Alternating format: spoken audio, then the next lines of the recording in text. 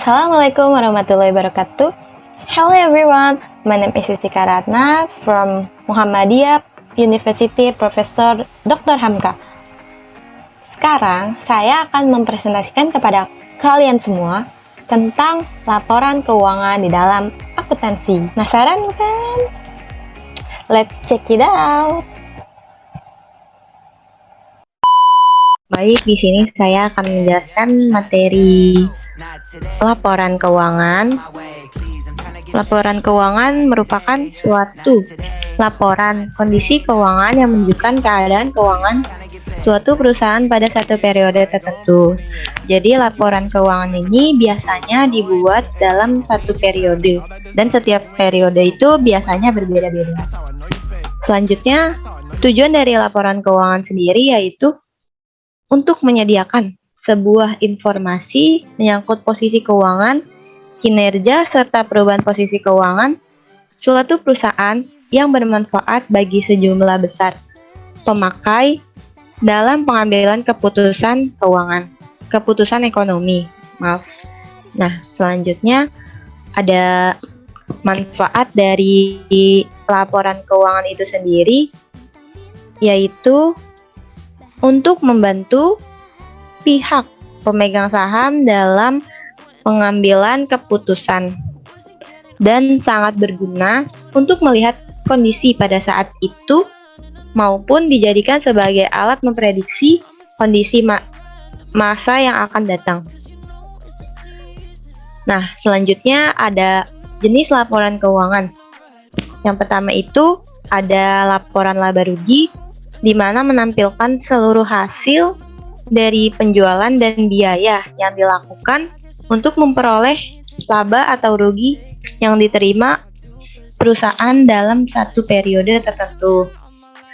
Selanjutnya ada laporan perubahan ekuitas atau modal, yaitu berisi perubahan modal dari adanya kegiatan investasi, laba atau rugi perusahaan, dividen maupun distribusi yang lainnya ke pemilik ekuitas selama satu periode atau biasa dikenal sebagai price. Selanjutnya ada laporan neraca, di mana laporan ini berisi kondisi aset dan utang selama satu periode. Jadi di sini kita bisa mengetahui berapa sih aset yang kita punya dan berapa juga utang yang kita punya.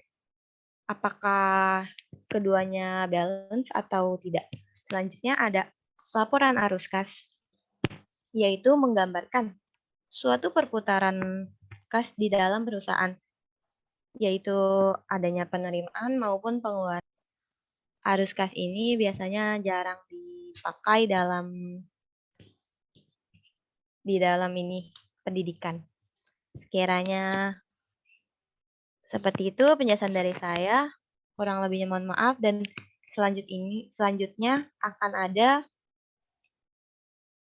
penjelasan mengenai soal tentang jenis laporan keuangan dan cara membuatnya. Sekian, terima kasih. Seperti yang sudah saya janjikan sebelumnya kepada kalian semua, di sini saya akan mencontohkan bagaimana di sini saya akan menjelaskan tentang cara membuat laporan keuangan. Nah, di sini sudah tertera neraca saldo dari UD Berkah Abadi, di mana di sini diberi catatan bahwa persediaan awal barang dagangnya itu sebesar 2.800.000. Di sini sudah dijelaskan bahwa ada keterangan persediaan awal dan persediaan akhirnya untuk periode Desember 2021. Selanjutnya kita akan langsung saja menuju laporan keuangan laba rugi. Di sini yang termasuk ke dalam laba rugi itu kan ada penjualan, HPP, dan beban-beban yang ditanggung oleh perusahaan selama satu periode. Nah, di sini kita tinggal masukin saja jumlah nominal yang tertera di dalam neraca saldo. Di sini mulai dari penjualan, retur, dan potongan. Nah, kenapa retur dan potongan ini minus? Karena kita di sini akan mencari penjualan bersih. Sehingga dari penjualan itu harus dikurangi sama retur dan potongan penjualan. Maka akan diperoleh penjualan bersih. Nah, setelah diperoleh penjualan bersih, kita harus menghitung harga pokok dari penjualan itu sendiri. Di mana harga pokok persediaan awalnya tadi dikasih tahu sebesar sekian, selanjutnya ada persediaan akhirnya sekian. Kita tinggal mengurangi saja untuk memperoleh harga pokok dari penjualan itu sendiri.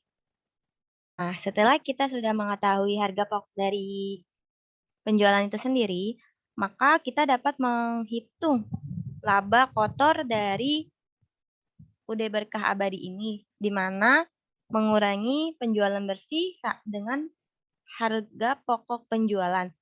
Didapati nominal sekian. Selanjutnya, setelah selesai, kita harus menghitung beban-beban yang ditanggung perusahaan dalam satu periode. Yaitu di sini ada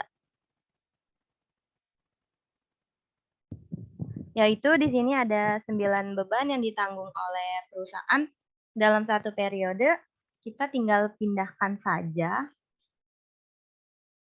nominal dan akunnya.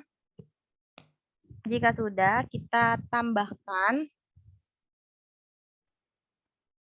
Jika sudah memperoleh total biaya atau beban dalam satu periode, kita dapat mengetahui laba bersihnya dengan mengurangi laba kotor dikurangi dengan biaya-biaya. Sehingga didapati laba bersih dari UD Berkah ini sebesar Rp594.500.000.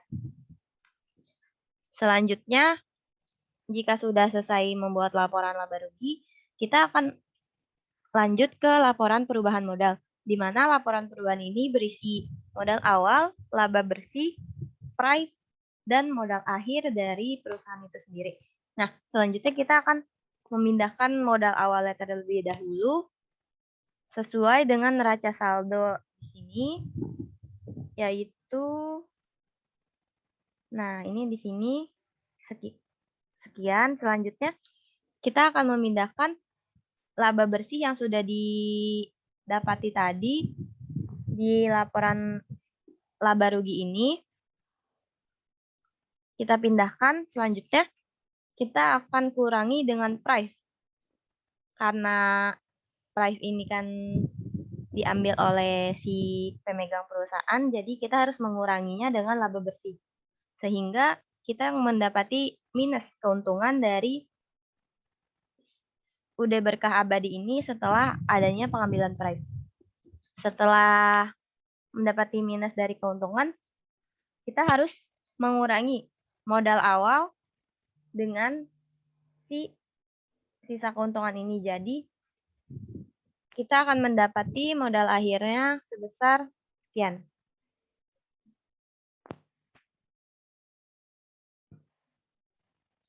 Selanjutnya, setelah selesai mengerjakan laporan perubahan modal, kita harus mengerjakan laporan yang terakhir, yaitu laporan neraca dari UD Berkah Abadi. Di sini, yang tertera di dalam neraca itu ada aset, hutang, dan modal akhir dari perusahaan, di mana asetnya itu berisi kas, piutang, persediaan, perlengkapan, dan asuransi bea di muka, peralatan, sama akumulasi, depresiasi peralatan. Kita tinggal memindahkan saja nominal yang ini. Mengapa nih akumulasi di minus? Karena dia akan mengurangi si peralatan itu sendiri. Jadi, setelah selesai dipindahkan, kita akan mendapati nominal total aktiva sebesar 4.600.664 juta. Kita akan mendapati total aktiva sebesar 4.664.500.000 rupiah. Nah, selanjutnya kita akan menghitung total pasifanya, yaitu ada hutang. Hutang di sini ada 3 akun, hutang usaha, pajak, dan gaji. Di sini kita akan menghitung kita tinggal pindahin saja nominal-nominalnya. Selanjutnya total hutangnya akan ditotal dan selanjutnya kita akan memindahkan nominal si modal akhir tadi dari sini ke sini, kita pindahkan. Selanjutnya, untuk menghitung total pasifannya, kita akan menambah total hutang ditambah sama modal akhir.